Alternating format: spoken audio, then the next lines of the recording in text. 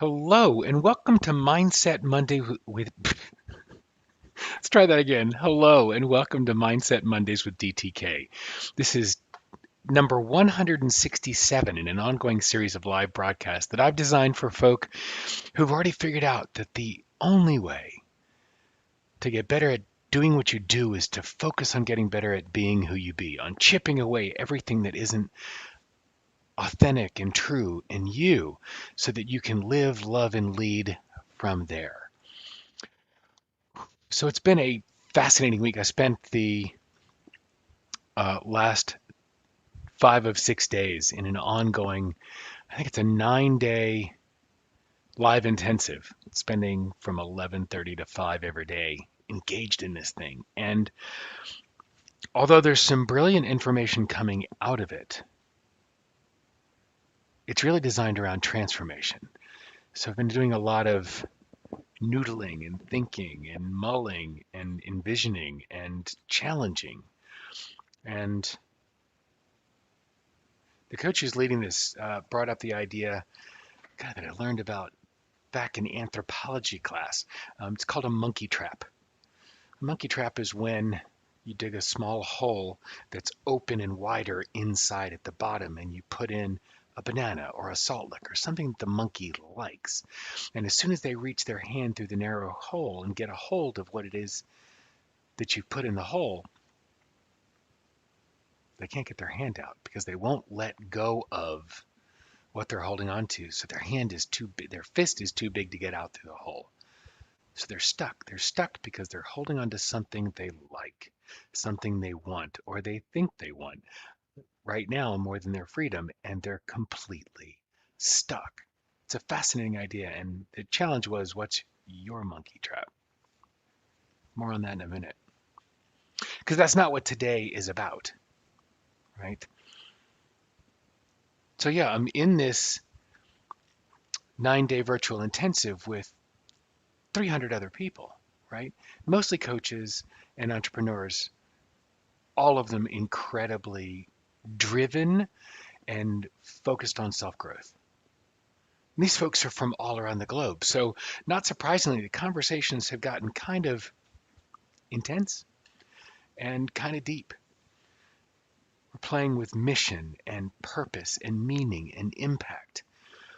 And so much of the focus is not on what we do, shockingly, it's focused on who we be and how that shows up in the world, and how when what we do is a logical extension of who we be, who we are at our core, that's when there's alignment. Now, the how monster is getting served as well. As I mentioned, there's a ton of useful information as well. It's designed around transformation, yet there is still a ton of information. I'm filling up a book. And even as we dig into the doing aspects of our work, those practical aspects of our business, it's critical to keep the light shining brightly on the being aspects of the doing.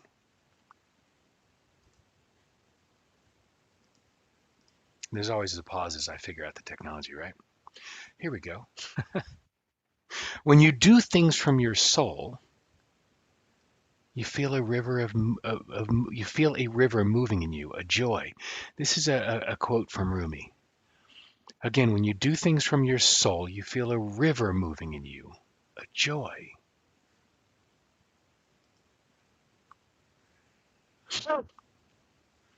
To give something our best, we've got to attach to that work deeply. It's impossible to get enjoyment from any work that you do without being fulfilled by it. What's the line from Tony Robbins? Success without fulfillment is failure. Shortly, that's going to start showing up here on my wall, or a version of it. Because that's a challenge. We can get so attached to something that is successful that we don't extricate ourselves from it. A monkey trap. So I wondered, was Mindset Mondays my monkey trap?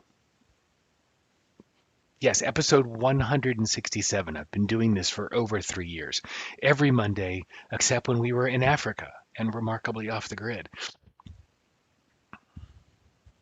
And it's something that I look forward to. It's something I enjoy. And it's something that I feel like I could do in my sleep.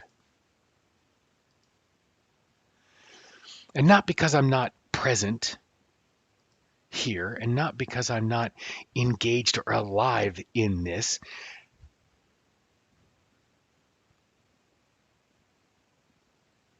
It's that I started wondering whether this was preventing me. The work that I'm doing with Mindset Mondays, the live broadcast is not all that I'm doing, because I've still got the book that I'm promoting and all the podcasts that I'm on and all the appearances. I've been on over 80 podcasts since November. So for those of you who are considering writing a book, pay attention to what you're writing about, because you're going to be speaking about it for a long time. So I wondered whether Mindset Mondays was my monkey trap or not. In fact, I wrote into the chat in the group, I was like, holy shit, Mindset Mondays? And I started playing with that with some coaching in some of the breakout rooms. And I think what I realized is it's not that Mindset Mondays is my monkey trap. I don't feel that I'm staying attached to it, that it's preventing me from serving the folk I should be serving or doing the work that I should be doing. What I realize is I'm not paying attention to what comes next. I haven't been paying attention to what comes next. I haven't been looking at what the next thought leadership lane is, or what the next book is, or what the next content bucket is, what I'm playing with next. I realized that, like, I had a number of client companies through the years with the technology firm, and even now as a coach, who are product-based companies. And it's fascinating how many of them get so wrapped up and excited in the product that they're launching and the product that they're promoting and the product they've been working on for ages and ages, that they never think about what comes next. Not just the next generation of that product or the next iteration of that product, but the next leap, the next expansion, the next penetration into the market, the next thing. And so they get eclipsed by a competitor, or they miss the signals from the market because they're not engaged. And no, I don't feel like I've missed anything. What I feel like I haven't been paying attention to up until now is what's next. And I feel like the reason I got triggered when Rich brought up the idea of the monkey trap was because although I love doing this, there's been something missing. I haven't been paying attention to next. So that's what I've been noodling on quite a bit, and playing with the idea of exploring it out loud as I go, and playing with some of the ideas of what I want to do next and what will build on Mindset Mondays and be a departure from Mindset Mondays all at the same time. That gives me more to talk about, more to play with, to go deeper into alignment with where what I'm doing is a logical extension of who I be, who I am at my core, and not being tied to one theme. Fulfillment comes from acting from the level of your heart or your soul. And if joy and fulfillment are missing, it's time to shift the being or change the work. When what any of us is doing is out of alignment with who we be, what our being is, man, that sucks. That's a place of suffering. Yeah, I like dramatic. I get it. And when what you're doing is fully aligned with your being, when what you're doing is a logical, inevitable extension of who you be, wow, that's when the results are amazing.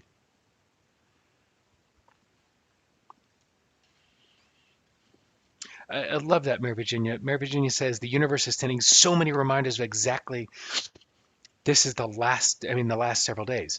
Found it profoundly this week. Just started reading Barbara Brown Taylor book that tapped it last night. Kevin says, if Mindset Mondays are no longer a thing, what would I do? Well, I'd have Monday mornings open. Um, there's more to play with, and it has to do with You've heard me talking about Michelangelo's approach to chipping away that which isn't real and isn't true and getting down to what's underneath, getting down to that authenticity. That's the work that I'm doing on me right now and taking deeper. And I think that's the theme of the next work. Stay tuned. I don't know. I'm still playing. And I don't know what I'd do to continue conversations. What if the next is coming more from the non-work soul, even influences the work soul? I don't know, Mary Virginia. That's a really good question. What if? I'm fascinated to see what emerges. And what I know is whatever's bubbling up now may not be what it is. I have much to explore in this. Kevin says, I love how the space becomes defined by who you be now and next, and allowing Mindset Mondays to support that, not restrict it. And as long as Mindset Mondays supports it, it stays. And if it doesn't support it, if and when it doesn't support it, then it's time to let it go. Um, the difference is now I can be conscious to it rather than just continuing on doing it week after week because that's what I do. I get to show up for this one today with a different intention for Mindset Mondays. And yeah, Virginia, that's true. We all benefit from reassessing and refreshing from time to time because we don't reassess. We'd only not get to refresh. We don't get to cull. We don't get to chip away what doesn't belong now. And thank you, Kevin, because it is a powerful wave. And I tend to do this work quietly by myself in a cave and don't share any of this out loud. And it takes longer, it's more frustrating, and it's more lonely when I do it alone in a cave because I don't like to be messy in public. And yet, this stuff emerges so much more quickly and so much clearer when I do it out loud and when I do it with visibility.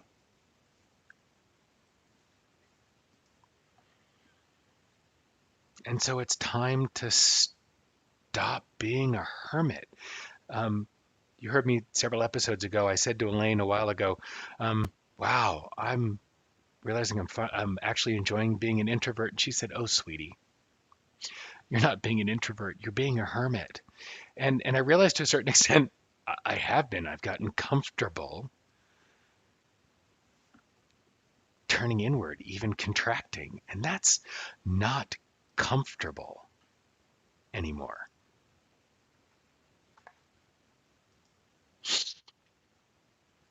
I'm curious, playing with this idea of alignment.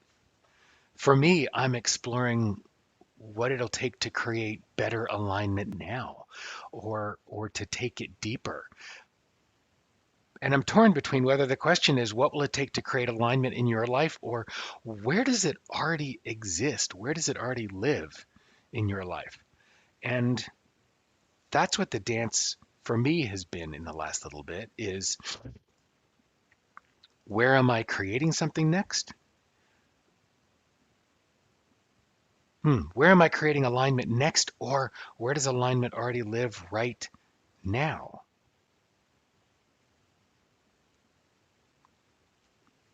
Elaine and I were talking about it in terms of the house that we're building is what's the container we want to create and how do we even before we have a conversation about this piece or this piece or this piece, the thousands of decisions that have to be made every month, how do we get into the energy of we're creating the container for our next? So instead of racing into the other room to talk about one thing while we have half an hour and then racing back, what if we just took a moment to breathe and get into what the energy is that we want for the container that we're creating? For however long we stay in this next home, we're designing it together. And the energy we hold will impact the container we create. And so even looking at what I'm going to do next, creating an environment for that conversation, for that exploration, for that work? What energy do I want to be in while I explore it so that what comes out of that is what I want? We spend so much of our time racing from one thing to another, to another, to another, to another. And even if we're giving all of our attention to whatever it is we're focusing on that moment, we haven't created a container for that work, that exploration. So that's what I'm taking on moving forward, is being intentional about the energy that I'm in, the mindset that I'm in when I move into an activity, connecting my being to that doing. That's what mindset is. Mindset is the ultimate container. What mindset will you hold when you approach this next event, this day, this month, this week? It's a container. Container makes a massive difference.